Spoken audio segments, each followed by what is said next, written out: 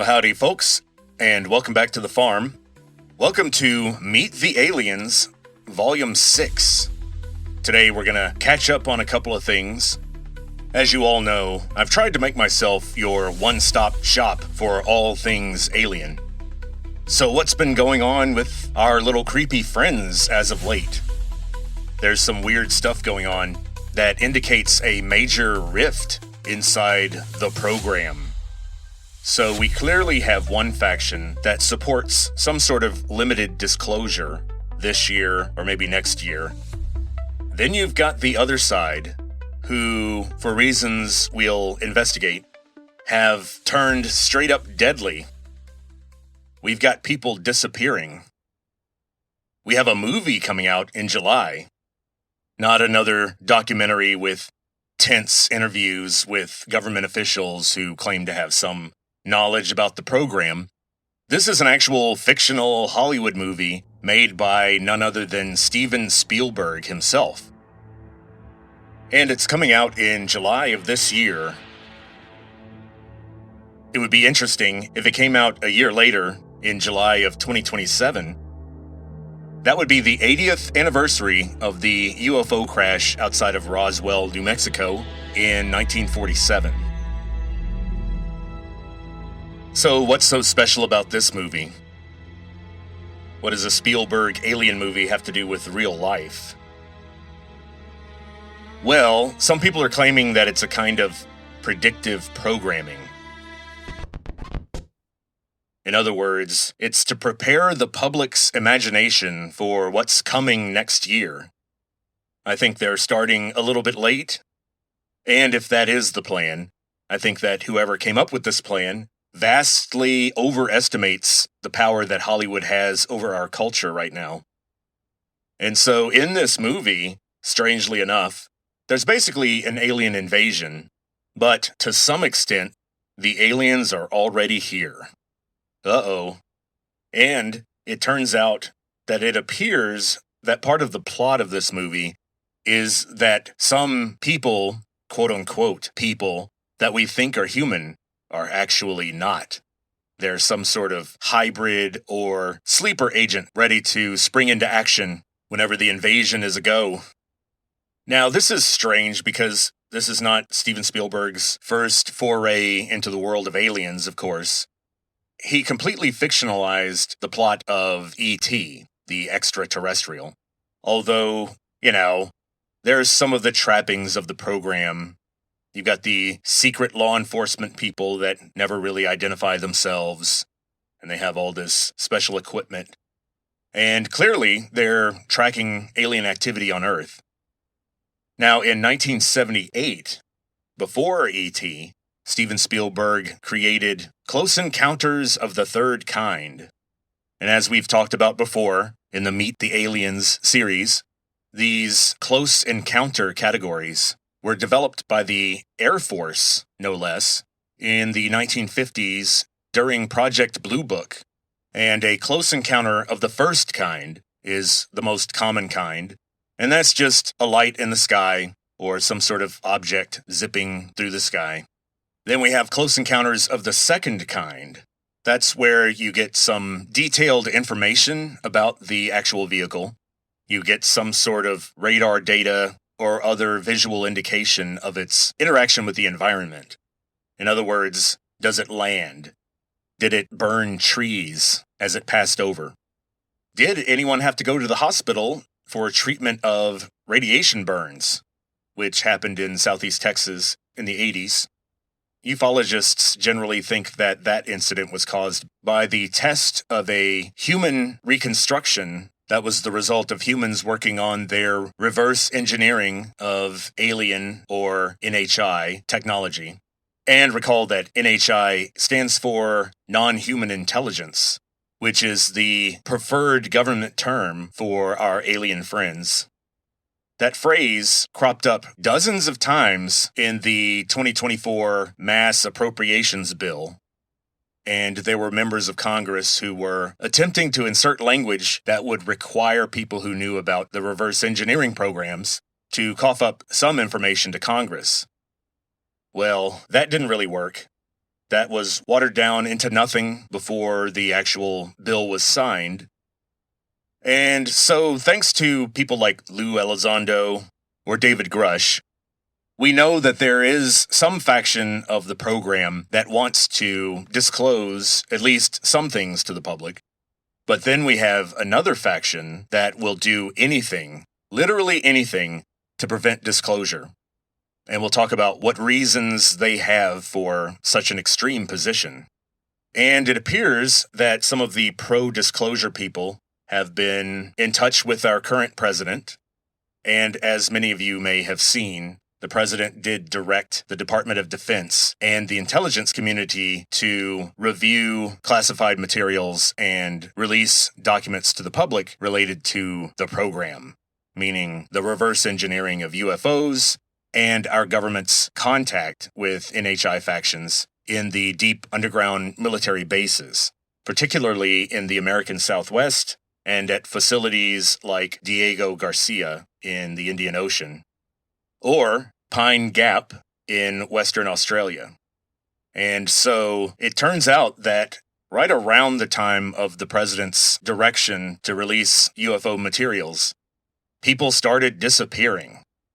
And no doubt through the activity of the anti-disclosure faction of the program. Look up an Air Force officer named McCasland. I doubt you'll ever hear about him on CNN or Fox, but he was closely associated with aerospace engineering and the program, and he just decided to go on a walk one day from his house and was never seen again.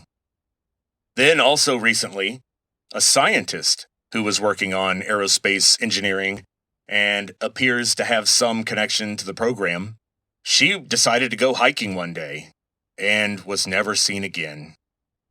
Then there were two other researchers, one of whom was in California, and a stranger knocked on their door, came in their house, and shot them dead. So that's 4 people gone in just the last couple of months. So that's interesting. Now, before I move on to the big subjects surrounding 2027, let me mention one more thing about 3i Atlas. It did just what I said it would do. It's on its way out of the solar system. But, like I said, there have been multiple blackouts and a weird lack of overall information about 3i Atlas. And then you have the non-government observers who are able to get data and images of 3i Atlas. They found very, very strange activity going on the surface of this thing. And our old friend Avi Loeb published another paper claiming that 3i Atlas has 3 jets that eject material, and these jets are spaced exactly 120 degrees from each other, and that they fire in a very specific pattern that keeps 3i Atlas oriented toward the sun at a particular angle. Now, what does that mean? Well, we don't know. So 3i Atlas is regarded by some people as sort of a precursor probe, an initial scouting of our solar system for, once again, what comes next. Now, what is coming next? Well, I mean, it's weird to say out loud. It sounds crazy. Probably because it is. But you do have a lot of people in the know, supposedly, talking about alien invasion in 2027. But you might be thinking, I thought they were already here. Vincent, didn't you say that they basically kind of already did invade by sort of moving in before we had any capacity to detect them, let alone eject them from the Earth? And now one of the human factions on the surface developed nuclear weapons. Then all of a sudden they started monitoring, and they ended up making a deal with the United States in 1954. Look up the Greada Treaty, Greada, that started the human cooperation with NHI on Earth. And by extension, the Deep State was formed. I guess you could say the Deep State grew around the kernel of 12 people, Dwight D. Eisenhower and 11 others that he appointed, one of whom was Vannevar Bush. Another was James Forrestal, who sadly lost his mind after a disagreement with members of the deep state, and he jumped out of a window and died by suicide. Poor guy. Who knew that he had struggled with depression his whole life? James Forrestal was apparently a pilot during World War I and had served with distinction all through World War II. So, of course, people like that are a little flaky. You never know when they're going to lose it. So, there's nothing weird about that. The Majestic 12, that's what they were called. And the Majestic 12 were basically the extra-governmental authority of humans that regulated our interaction with NHI. And the problem started in the 2010s when the last surviving member of the original Majestic 12 died. And over the years, the program had become so fragmented and hidden that the Majestic 12 didn't have much control over it anyway. And they were not replaced, apparently, as they died. So the program is essentially rudderless and leaderless as of the late 2000s, really.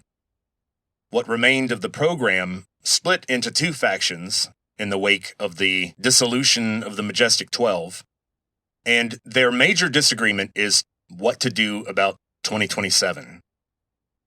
Because apparently both of them think that at least part of the game is going to be over in 2027 for some reason. And we'll talk about some of the theories about what's supposed to happen in 2027.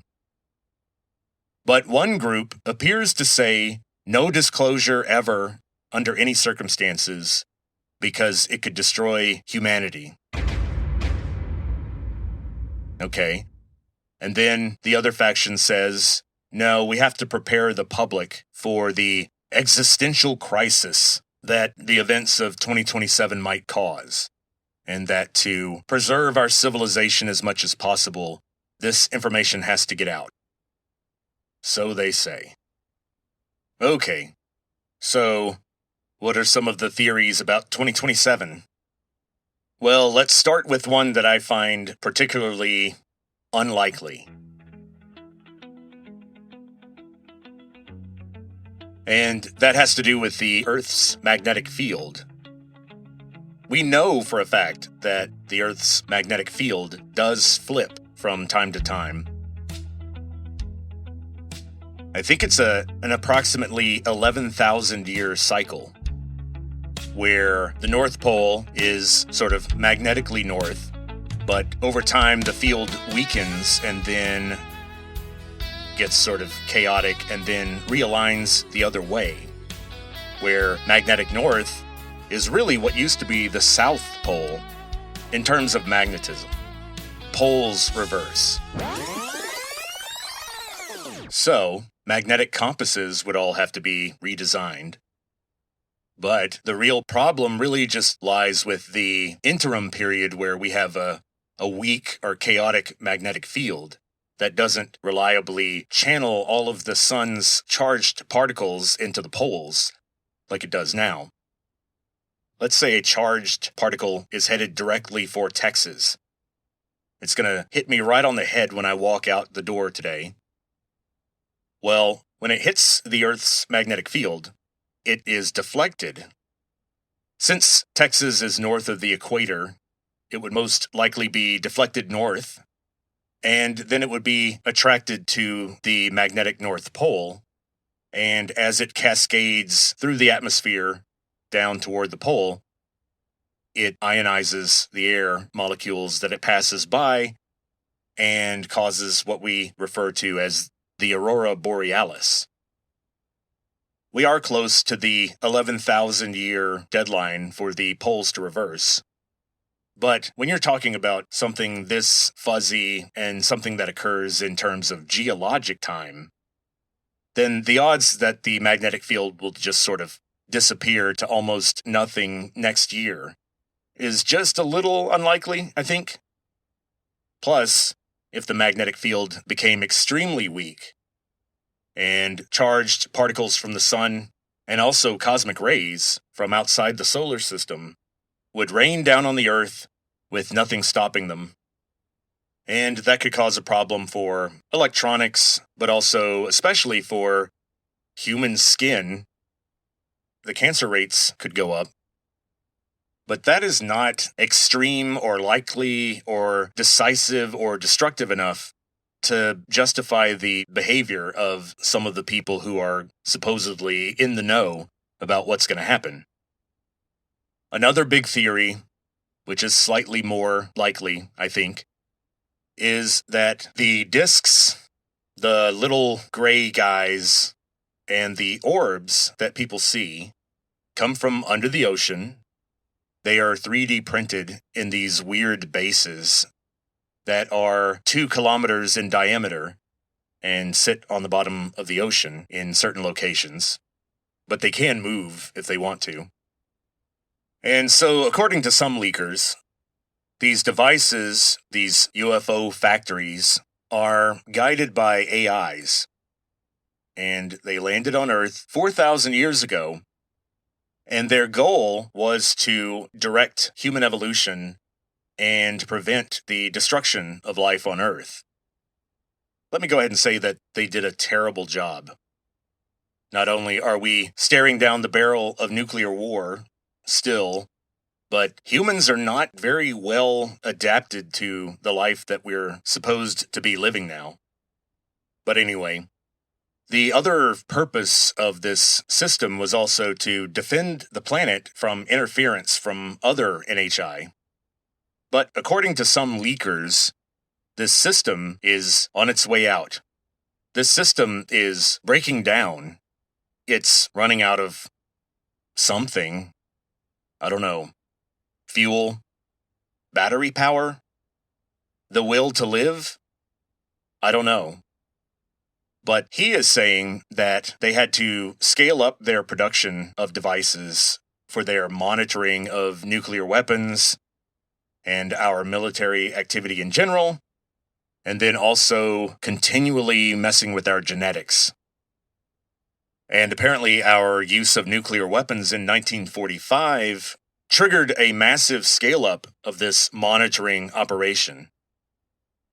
And it apparently put a strain on this defense system, so much so that it will cease operations in 2027. Now, one bit of evidence, if you can call it that the leaker points to show that this system is sort of on its last legs or running down, is the occurrence of jellyfish UFOs. And I'm sure some of you have heard of this. There's military footage out of Mosul in Iraq and other places in the world where people see these strange floating things that, if it weren't for their straight line travel against the wind and their right angle turns and their general speed, and also, in some cases, their bizarre partial invisibility, all these factors make them unlikely to be some sort of weird, clever balloon or kite or something. And so the jellyfish UFOs have not been seen in the past. So maybe they are some sort of indicator that something is changing. Now let's talk about another theory. And multiple people have talked about this one. And the first person to talk about this, publicly at least, was a guy named Gary McKinnon. And Gary McKinnon, in 2001, hacked into a classified military computer system and retrieved some files that talked about a military program called Solar Warden. And that's SOLARWARDEN. Solar Warden. Uh-oh. So, a warden is the chief administrator of a prison. Now, I'm saving the prison planet theory for last, but this Gary McKinnon guy and his supposed documents is not the only person to talk about the Solar Warden program. It's also mentioned by Haim Eshed, a former Israeli government official who, after his retirement in the 2010s, wrote a book alleging that the United States and other countries had had some contact and ongoing cooperation with NHI factions on Earth, and on the Moon and on Mars, according to Haim Eshed. Haim Eshed says that the Solar Warden program is actually designed to protect the Earth from less friendly alien factions. And also, there is a restriction, apparently, on human space travel, because we're kind of dangerous. And there is apparently some sort of galactic federation, some sort of governing body made up of the leadership of various NHI factions who monitor dangerous species, and also when a certain species reaches a particular level of development, then they will reveal themselves to that species, and they can become part of the larger community of living things in the galaxy. We apparently have not reached that level yet. And some people say that if a species gets to a certain point, and it looks like their situation is hopeless, and it looks like they might just destroy themselves or use up all the resources on the planet, or start a nuclear war, that species is sort of reset, and the NHI start over. I don't know why they would do this kind of research. Maybe Earth is just a place where they simulate the older, original activities that created life in the universe. They might be so far ahead of us that Earth is some sort of quaint place that time forgot, where these dangerous but clever apes live. So, according to this theory, the ending of the operation of the underwater bases leaves the Earth exposed to interference or conquest by other NHI factions who had been deterred by the presence of the planetary defense system. And this would explain why the deep state chose to murder dozens of people and misappropriate $2 trillion over the last few decades to develop weapons that could counter an NHI invasion.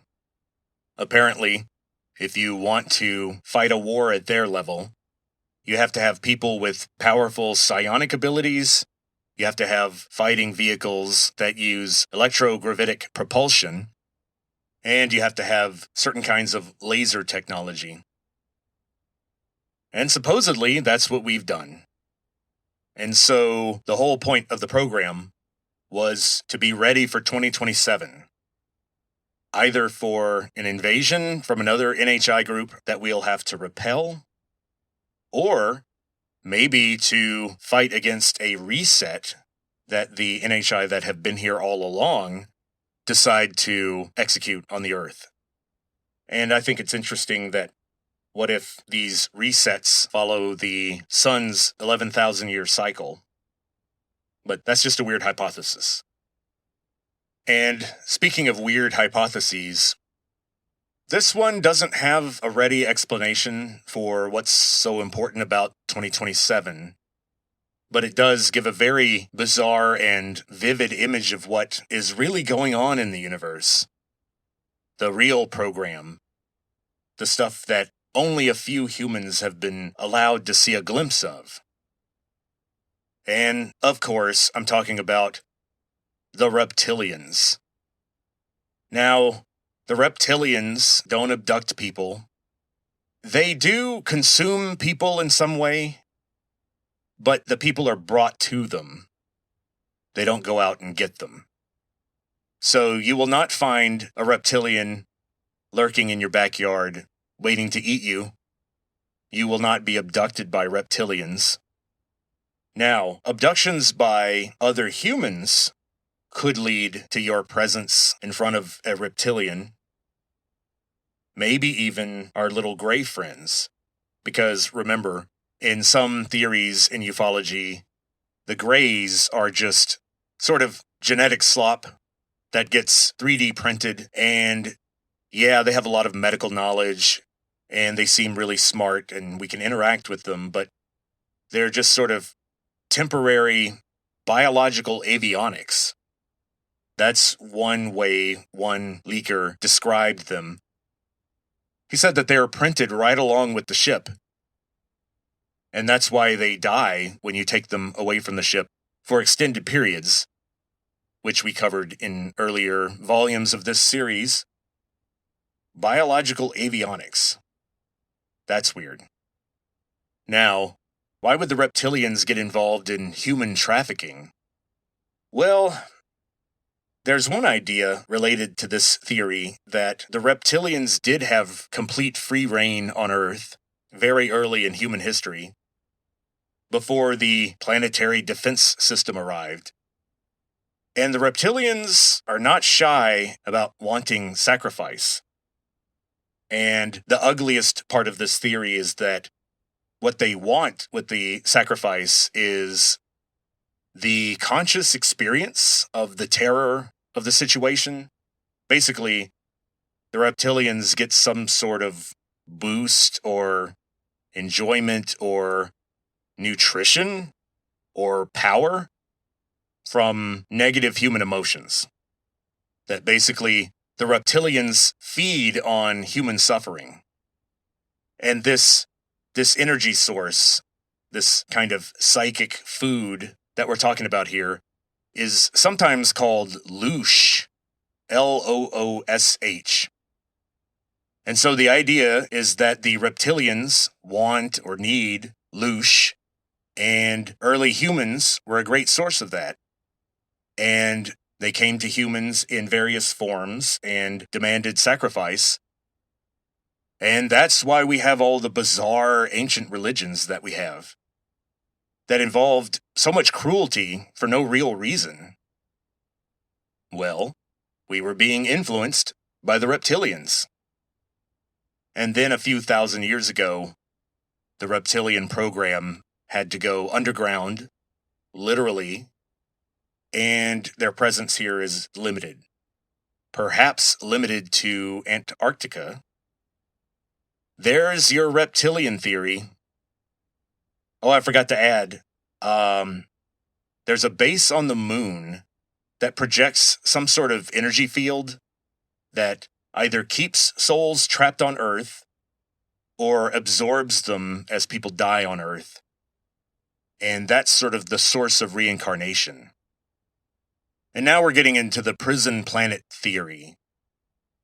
This is similar to the big secret in Scientology that the Earth was a dumping ground for the spirits or the psionic identities of evil beings from all over the galaxy or the universe.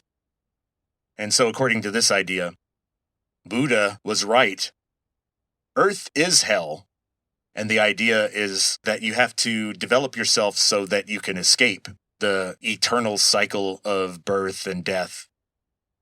And of course, there's an idea in the planetary defense system theory that the benevolent religious leaders that we have were influenced, directed, created by NHI, the good faction of NHI, and of course, they claim that Jesus was one of these people, and that was the source of his revolutionary ideas and his abilities. But, how on earth could you know that? That's a pretty bold claim. And then the idea is that Buddha also was influenced. Now, as I just said, I don't think Jesus was an alien or a hybrid or was guided by aliens. Jesus was apparently known to go out into the wilderness to be alone and to fast and pray. And of course, NHI love it when people are off by themselves. And then Buddha, famously, was born a wealthy, privileged, pampered prince of a kingdom in India. And he gave up his power and his belongings, and he went off into the woods to be by himself and to fast and to meditate. And he had visions, and apparently these beings visited him and started his mission. Well, that's kind of weird. But anyway, long story short, your soul is actually the soul of some sort of horrible criminal from another planet that was dumped here to be born and to die in this painful, primitive place forever. That's a happy thought. And this is just about where ufology, or the study of UFOs, goes off the deep end. But here's the strange thing. There are some people who want to take it even farther. We know that some people in the program are absolutely determined to prevent disclosure, not just because they're concerned about secret technologies being exposed to our enemies or prosecutions for crimes they've committed to support the program, or the misallocation of trillions of dollars in funding.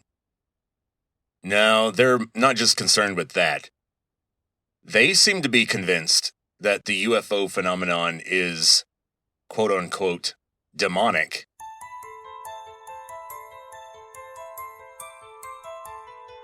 And that the NHI themselves are actually demons. And this explains how they're able to manipulate consciousness and how they sometimes do things that indicate some sort of immaterial abilities, like passing through walls, that sort of thing. It also explains why they are so deceptive about what they are or where they come from. And we've covered that in previous episodes of Meet the Aliens. And so I can't say that this is just crazy talk, especially because if this is true, if there is a faction of the deep state that believes that these things are demons, well then, I don't know. Who am I to deny that? I don't have the amount of information that they have. And if even 1% of this stuff about the reptilians turns out to be true, they sure do fit some of the definitions of a demon. And so we know for a fact that some government officials believe this. Our current Vice President, J.D. Vance, expressed an idea that this phenomenon might be demonic. And then David Grush and Lou Elizondo, who have had extensive connections with people all across the program, they have both talked about this faction within the deep state, and they say that this faction is working very hard to prevent disclosure because they believe that a widespread public belief and acknowledgement of the existence of UFOs or these NHI would bring about the end of the world. So this theory has a definite religious overtone, and in particular, a Christian overtone. It appears that this faction within the deep state views the war with Iran as something that could escalate and bring about some of the events in the Revelation to John. So to sum up their position, they think that these so-called aliens are all busy with their agendas and very concerned because, basically, Jesus is coming back in 2027. There's also an idea that the Earth is some kind of simulation. And if the humans on Earth ever figure out that they are being monitored, and all of our suffering and our civilizational churn of the rise and fall of one power after another, and all the misery and the suffering caused by that, is all just for their benefit in some way. There was an old South Park episode that covered this idea, and it turns out that Eric Cartman was being abducted by aliens, and Eric Cartman discovers that the Earth is a reality TV show. There is a galactic federation that produces reality TV shows that are super popular all over the galaxy, and Earth has been a hit for billions of years now. And so, once the humans figure out that they're being watched, similar to The Truman Show, well, then the show's not going to be good anymore. The aliens that control all media in the galaxy, the Jewsians, they decide to cancel Earth, and so they send machinery to Earth to destroy it. And Eric Cartman and his friends are able to save the world by going to planet Jewsia and basically blackmailing one of the Jewsians by showing him that they had photographs of him doing really unseemly things at a party. And they were able to convince him to let Earth continue for a few more seasons. So, is that what's going on? Are we stuck in a Truman Show scenario? So which one of these theories do I actually believe? Well, none of them. I think this stuff is 85% baloney. The Solar Warden program, in particular, stands out to me as possible disinformation. One of the odd things that Gary McKinnon uncovered was a list of names that were described as non-terrestrial officers. Non-terrestrial. So, not extraterrestrial, meaning they don't come from another planet, but non-terrestrial, meaning they do their duties off the Earth. They do not serve on the Earth. Now, Haim Eshed says that these non-terrestrial officers sometimes go to the moon or even Mars using electrogravitic technology. And if this stuff has the capabilities that we seem to see, that NASA has published information about, then they could get to Mars pretty quickly. It wouldn't take 9 months. So, do we have underground bases on the moon? I don't know. Do we have underground bases on Mars? Seems unlikely. We do know that there are deep underground military bases, otherwise known as DUMBs. We do know that they exist all over the world, particularly under Dulce, New Mexico, under Los Alamos, New Mexico, under the Denver airport. Those are 3 that we know of inside the United States. Apparently there are plenty on the eastern seaboard, including one in New Jersey, which may have been one of the reasons why there was that swarm of drones in New Jersey, because something may have been going on in that particular base. And the Aurora program, basically electrogravitic propulsion being used by the United States Air Force, that's pretty much an open secret. They've been testing that stuff in Utah for a while now. And no doubt they had some involvement in our attacks on Iran or even Venezuela, because these things can outrun anything else built by humans. And someone piloting one of these things would have no fear of something like a MiG or an F-16. I want everyone to continue to notice how one random person goes missing in Panama or Thailand, and they're all over the news, like this Guthrie lady. Now, I hope they find her. I feel terrible for her family.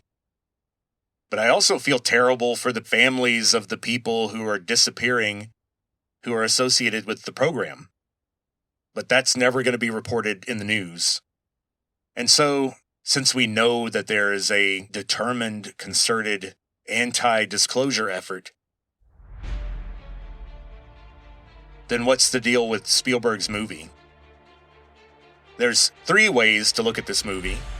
One is that it has nothing to do with reality, it's pure entertainment, and Steven Spielberg just wants to put his name out there and create something fun and make some money, hopefully. Although, these days with Hollywood, that's unlikely. Then there's the second way of looking at it, which is that it's predictive programming. That Spielberg has fallen into the clutches of the deep state, and his particular handler is encouraging him to make this film and is giving him specific plot points that should be in the film to help prepare the public for the strange events of 2027. I'm not sure about that. Then there's the third way of looking at the movie, which is the one I believe. Spielberg really believes in this UFO stuff, and he's been kind of following it. And he wants to make a movie that involves some of the weird scenarios and themes that he has been reading about that supposedly relate to real life in the near future. And I believe this because Spielberg's already done it before. While E.T. was entirely fictional, Close Encounters of the Third Kind was heavily researched. And, in fact, Spielberg received a long letter from NASA while he was making the movie, asking him to remove certain elements of the movie to avoid public panic. That's weird. So, I guess, to sum up what I'm trying to say, I don't think Spielberg is going to do the bidding of the deep state like that. He's always had an independent interest and a sense of certainty about the presence of UFOs and NHI on Earth. So I think the movie is coming from a genuine place. But I gotta say, alien invasion is not on my 2027 bingo card. Perhaps some dump of information that causes a huge scandal. Maybe some proof that NHI are living on Earth. I'm not sure what form that proof could take. The public trust in our leaders and institutions is at an all-time low, I think. And I think you can prove that objectively with surveys. So some announcement by some talking head behind a podium is not going to settle the issue. It's not going to move the needle, as they say. And so, there's our NHI update for the time being. I still think the major event in 2027 is going to be some sort of economic devastation and perhaps expanded military conflicts. But I think 2027 will be the year of AI. I think that's what it's going to be remembered for in the future. So those are some of the major developments in ufology and in the world of NHI. Next week, we're going back to Stanley Kubrick for our next volume on why Stanley Kubrick. Last week, we finished talking about A Clockwork Orange and Barry Lyndon. And looking at my notes, I'm going to have to do 2 complete volumes on just The Shining. There is so much to talk about with The Shining. My favorite part of this was the big beef between Stephen King and Stanley Kubrick. But we'll talk about that next week. And so until then, talk to you later.